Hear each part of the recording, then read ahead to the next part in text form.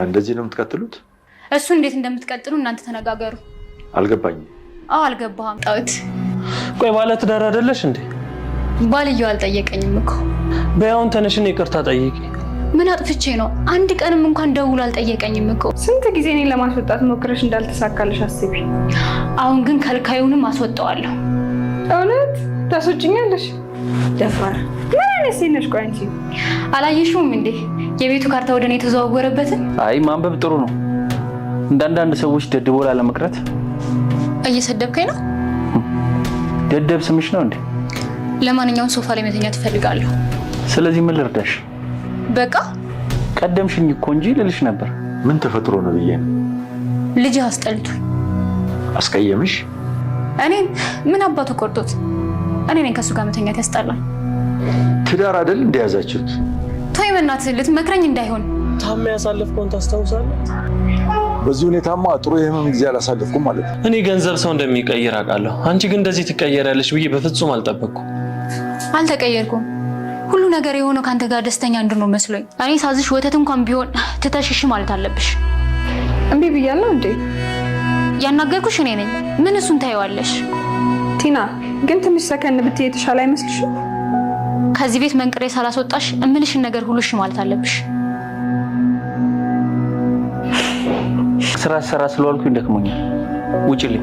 እንዳንቺ ስራ ፈታ አይደል? እኔ ነኝ ስራ ፈታ? አዎ አንቺ ነሽ። ውጪልኝ። ባልሰራ ግን የቲና አይደለም። እሺ ፍቅር ያልቋል። እንደዛ ከሆነ ወስኑ። እኔም ለሱ ጥሩ ልጅ አዘጋጅለታለሁ። ምን? አንዲት ልጅ አለች። ካሌብ አንቺ መሆን ካልቻለ እሷን ማጣት የለበትም። ምን? አይሆንም። ያሟል እንዴ? ቆይ ሰውዬው ዳኒ ተረጋጋ። እባክሽ ተረጋጋት በይኝ። አሁንስ አበዛው። ይኸውልሽ ቲና ተደጋጋሚ ጊዜ ረጋ በይ ስልሽ እምቢ ብለሽ ብዙ ነገር አበላሽተሻል። አሁን ግን የሚበላሽ ነገር የለም። ቤቱ የኔ ነው። አትወጣም። ብቻ ማውራ ነገር አለ እኮ እሷ ባለችበት አውሪ። እኔ ልፋታ ፈልጋለሁ። ቲና ከሄደችበት ተመለሰች። ዳኒ በሩን በሚከፍት ሰዓት ሽማግሌው መጣ። ሽማግሌው ሲደርስበት የሚገባበት ጠፋው። ወደ ሰማይ ወይስ ወደ ምድር ልውጣ እያለ ሽማግሌው መቼም በጣም ጥሩ ሰውና በጥበብ የሚሄዱ ናቸውና እንካ ቁልፉን፣ እሱ ቁልፍ አይደለም የምትፈልገው ካለ እንካ እያሉት ነበረ። እሱም ግን እያንቀጠቀጠው እያንዘረዘረው እያንዘፈዘፈው ነበር ዳኒሻ። በዚህ ጊዜ ነበር ያለቀው። ሰላም ጤና ይስጥልን ውድና የተከበራችሁ የቻናሌ ቤተሰቦች እንኳን ወደ ቻናል በሰላም መጣችሁ። ዛሬ እንግዲህ ትሁት ክፍል 28 ተለቀቀ። ወደ ክፍል 27 ስንመለስ እንግዲህ ዳኒን እንዳያችሁት በር እየከፈተ ሳለ ቁልፍ ነው ብሎ ከሽማግሌው ከተኛበት ሶፋ ከሱ ጋር ከጠረጴዛ ላይ አንስቶ በር እየከፈተ ነበረ ያለቀ። በዚህም ጊዜ ሽማግሌው ሲደርስበት ነበር። እንግዲህ ሽማግሌው ደርሶበት ሳለ ሽማግሌው ሲያየው እንደነገጠ ሆኖ ቀረ። እውነቱን መናገር ስላለበት እውነቱንም ተናገረ።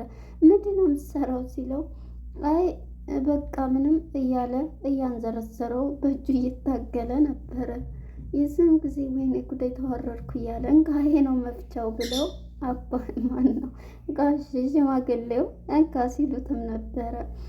አይ አልፈልግም፣ እኔ እኮ ቤቱ በቲና ስም ውሸት እንደሆነ ሰምቻለሁኝ እና ስለዚህ እሱን ለማረጋገጥ እኮ ነው እያለ ፋይል ፍለጋ ሊገባ ነበረ። በዚህም የተነሳ እንግዲህ ሽማግሌው በቃ እንደሰማኸው ነው ይህንን ያደረኩት እውነት ነው ብለው ይነግሩታል።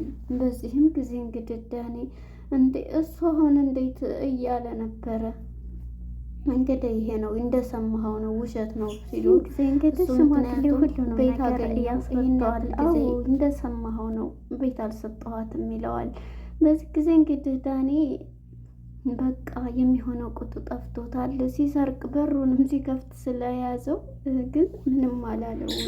በዚህም ጊዜ እንግዲህ አሁን ላይ ዳኒ ወደ ሽማግሌው ይጠጋል። ከዛም በተጠጋ አሁን አንተ ታማኝ ከሆንክ ይሄንን እኮ ካላወራሃት ብርህን እሰጥሃለሁኝ ይለዋል። እርግጠኛ ነህ? እኔ ነስ እያታለልከኝ መሆኑን በምን አውቀዋለሁ እያለ ነው። እንግዲህ ካወራህ የራስህ ጉዳይ ነው። ከነገርካትም ንገራት። ግን ካልተናገርክ ቃሌን ጠብቄ እሰጥሃለሁ 4 ሚሊዮን ብር እያለው ነበረ። እሱም እንግዲህ ያ ብር አጓግቶታል። እሺ በቃ አልናገርም በማለት ቃልህን ጠብቅ ብሎታል። እሺ ብሏል። እንግዲህ የሚሄደው ሁሉንም ነገር ወደ ትሁት ጋር ነውና ዶክተር አማካሪው ከሱ ጋር ይሄዳል። ከትሁቴ ጋር በመሄድ ሁሉንም ነገር እኮ ነገረኝ ይላል። ምን ጋሽ ነገረኝ እንዴ? አንተ ልጅ ያመሃል እንዴ? አልነቃህም አሁንም እያለችው ነበረ። ቤቱን እንትን ያለውን ሁሉም ውሸት ነው አለኝ አለ። አዎ ግን እኔን ብሩ እንድሰጥህ እንዳትናገር አለኝ ይላል። በቃ አንተ ብር እንድታገኝ ከፈልግ ቃልህን በእምነት መጠበቅ አለብህ ትለዋለች ትሁቴም። እሱም እንግዲህ ዳኒ እሺ በማለት እንግዲህ እሺ ግን እኮ ቤት አምልጦኛል ብሩ ሳይሆን ቤቱ አምልጦኛል ይላል። ጉርስ እኮ ነው አራዳ። በዚህም ጊዜ እንግዲህ ማነች ትሁት እንዴ የራስህ የሚታደሉ ያመለጥህ ስጦታ መሰለ ትለዋለች። እሱም ቢሆንም እያለ ነበረ። በቃ አሁንም ድሮ ጸባይ ኑሮ በእምነትህ ታማኝ ሁነህ ተጠበቅ 4 ሚሊዮንህን ብር ታገኛለህ ትለዋለች። እሱም ኦኬ በማለት አልናገርም ይላል። ግን እሷ እኮ እንዴት ቀለለች እስካሁን እኮ ቤት አገኘው ብላ በቃ እንትን ትልብናለች እያለ ነው። እንዴ መቼ ከብዳ ታውቃለች ትለዋለች ትሁቴ። በዚህ እንግዲህ ተነስቶ ወደ ሳሎን ነው ወደ ውጭ ወጣል። ከዚህም ጊዜ እንግዲህ ካሊብ ይመጣል ወደ አባቱ ጋር በሚመጣ የት ሄዶ ነው ዳኒ በሚል ጊዜ ዳኒ እኮ በር ሲከፍት ያስኩት በር እየከፈተ ፋይል ላይ የቤቱን ሰነድ እንትን ሊል ነበረ ደረስኩበት ይለዋል። ወይ ጉድ! እንደው ግን ልጁ አጣብቂኝ ውስጥ ገባ እያለ ነው። እውነት ለመናገር ዳኒ አሁን ላይ ያለበት ሁኔታ ጭንቀት ነው። እዚህ ጋር ለፍቅረኛው እህቴ ጋ ነች ብሎ ነው እንግዲህ እሷን ሲያወራ የነበረው። አሁን ያለበት ጭንቀት በጣም ተጨናንቋል። ምክንያቱም በዚህ መሀል ፍቅረኛው ዲና ከመጣች በአንድ ሆነው አሁን እሷ ደግሞ የኔ ፍቅር ብላ አሁን እንትን ካለች በጣም ነው የሚገርመው። የፍች ጥያቄም ጠይቃለች። እናም እንግዲህ ወደ ፊልማችን ስንመለስ በአንድ እንደተሰበሰቡ ቲና ከጠፋችበት ቆርቁራ በአንዴ መጣች። በዚህም በመጣይ ጊዜ ሁሉም ቁጭ እንዳሉ ሰላም እንኳን አለ መጣሁ ብላ ተከፈተላት ገባች። በዚህም ከማንን ነው ሰላም ያለችው? ዳኒን ነው። ዳኒን ብቻ ሰላም ብላ እንግዲህ እንዴ ጠፋሽ እኮ ደህና ነሽ ግን እያሏት ነበር ሽማግሌ። እንግዲህ ይሄንን እያሉ ሳለ ቴናም ከሄደችበት ትመጣና በር ቆርቁራ ትገባለች። በዚህም ጊዜ እንግዲህ ቴናን ይቀበሏታል። ሲቀበሏትም ግን ዳኒን ብቻ ጉንጩን ስስም ሌሎችን እጃቸውን ሰላም ትላለች። ጠፋሽ በደህና ነው እያሏት ነበር። ምን ሆናለሁ ደህና ነኝ እያለ ነበር። ዳኒ ግን ሸም ይዞታልና በፍርሃት የሚገኘው ዳኒ ይቅርታ ጠይቂ ባሩክን ይላታል። በዚህ ጊዜ ምንድነው አንድ ቀንም እኮ አልደወለልኝ ምንስ ምን ብዬ ነው የምጠይቀው እያለች ነበረ። ከዛም ይሄንን እያለች እሱም እንግዲህ ይሄንን ብትላትም እኔ እንዳውም በሰው ቤት ዘና ፈታ ያለችው እንግዲህ በፎርጂጅ እንትን ስትዝናና የቆየችው ቲና አሁን ላይ እንግዲህ ሁሉም ነገር በእጄ ነው ሁሉም ነገር በማለት ራሷን እየቆለለች ነው ያለችው። እንግዲህ እሱም ማን ነው ዳንኤልም እንግዲህ ቤቱን እንትን ሲል ስለደረሰበት ያን ነገር እንዳይነግራትም 4 ሚሊዮኑ አጓግቶታል ብር የሚሰጠው መስሎት። በዚህም ጊዜ እንግዲህ ዳኒ አሁን ላይ ያለበት ጭንቀት ሚስቱ ብትመጣ እንግዲህ እያለ በጣም ጭንቀት ውስጥ ተወጣጥሮ ይገኛል። በዚህም ጊዜ እንግዲህ አሁን ካሊብም በቃ አባዬ ልሄድ እያለው ነበር። ምክንያቱም ትዕግስቱ አልሆነለትም። እሷ የምትናገረው ሁሉ ነገር አንድ ቀንም አልደወለልኝ ስትለው ውጭ አድራ ከርማ ስትመጣ እሷ እንግዲህ ቤቱን ለመሸጥም ሆነ ለእንትን ለማለት ወስና የመጣችው ቲና ብዙ ነገር አቅዳለች። በዚህም ጊዜ እንግዲህ ሂድ ተኛ ክላሴ ሲል ሂድ ይለዋል። አባትየውም ተነስቶ ካሊብም ከመኝታው ክላስ እየሄደ እያነበበ ነበረ። በዚህም ጊዜ ዳኒና ማነች ቲና ባንድ ሆኖ አንቺ ግን ለምን አትረጋጊም? ለምንድን ነው እንደዚህ የምትሆኚው? ተይ እያላት ነበረ። እሷ ግን ልትረዳ አልቻለችም። ምክንያቱም እሱም እንዳይነግራት ከባድ ነው እና ተረጋጊ፣ መጀመሪያ ወደ ራስሽ ተመለሽ እያላት፣ እኔ በጣም ተረጋግቼ ነው የመጣሁት የኔ ፍቅር፣ እኔ ከዚህ ለ2 ቀን ለ3 ቀን ብሄድ አስፈሩህ አይደል? አንበጫበጩ እነሱ የኔ ፍቅር መጥቼ እልሃለሁ እያለች እየነዛችበት ነበረ። ወይ ጉድ እያለ ነበርና እንግዲህ ወደ እንትና ጋር በመሄድ ዳኒ ማን ነው ካሊብ ጋር በመሄድ ሊተኙ መሽቶ እሷ ጋር ሴዳ ዛሬ እንትን ነው የምተኛው እያለ ነበር። ሶፋ ላይ ነው የምተኛው ስትል ስለዚህ ሳቀርሚኝ ቀደምሽኝ፣ እኔም እኮ ልልሽ ነበረ እያላት ነበር። ምን ትለዋለች? አዎ ልልሽ ነበረ፣ ምክንያቱም አሁን ላይ አንቺ የትም ይሄን ያክል ጊዜ ውጭ አድረሽ ቆይተሽ ከኔ ጋር ልትተኝም እንትን አይልም፣ ቀደምሽኝ እንጂ እኔም ልልሽ ነበር ብሎ ያቃጥላታል።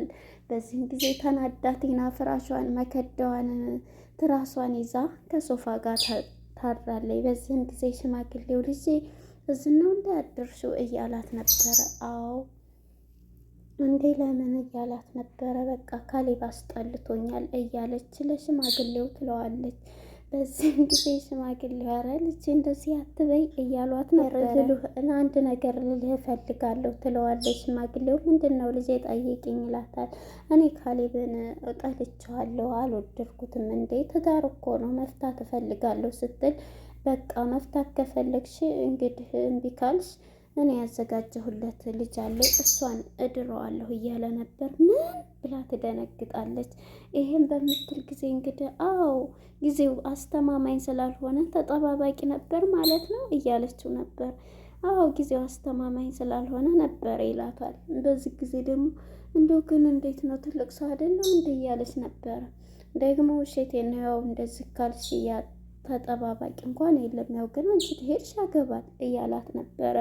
ትናደዳለች። በዚህም ጊዜ እንግዲህ ሄዳ ለዳኒ ይሄንን ነገር ትነግረዋለች። ዳኒ ደግሞ ይሄን ሲሰማ በጣም አንቺ ምንድነው ተረጋግተሽ አውስኝ እንደምትይው ተረጋጊ፣ ወደ ራስሽ ይቅርታ ጠይቂ ቢላትም በፍጹም ተረጋግቼ ነው ስንት ቀን ሽር ጉድ ብዬ አንዳንድ ሰዎች እያለች ሽማግሌው ፊት ገና እንደመጣ አንዳንድ ሰዎች አንድ ሰው አንተን አስባለኝ ብላ በቤቱ ምክንያት ደስታዋ ወደ ሰማይ እንትን ብሏታል። በዚህ ጊዜ ነው እንግዲህ ዳኒ ጋር ሄዳ እንደዚህ ስትለው የነበረው። በዚህም ጊዜ ዳኒም እባክሽ ተረጋጊ ይላታል። ወደ ራስሽ ተመለሺ፣ አንቺ ግን ገንዘብ አገኘሁ ብለሽ እንደዚህ እንትን ያልሽ እያላት ነበረ። ገንዘብ ወዳጅ ሰው ብትሆን በጣም እንትነሽ ሲላል ነበረ።